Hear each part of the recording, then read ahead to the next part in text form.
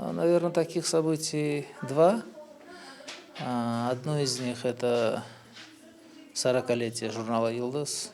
На сегодняшний день он, наверное, в какой-то степени является сокровищницей или библиотекой крымско-татарской литературы. Еще одно событие, может быть, это вот на днях в Казани должен выйти сборник крымско-татарских поэтов на двух языках, на крымско-татарском и на казанско-татарском языке. Это то, что я устроила в библиотеку имени Гаспринского.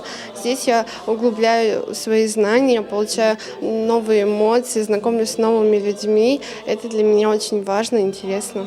Внук и внучка, двойняшки родились. Вот это у меня самое главное событие уходящего года. Это поступление в КФУ имени Вернадского на факультет крымско-татарской и восточной филологии. Конкретно я не могу отметить, но было много хороших знакомств, успешно проделанной работы и сделано очень сложных работ. Но оно произошло на днях. Мой сын выступал на концерте Ченлы Сес с группой «Хип-хоп Хэрэм».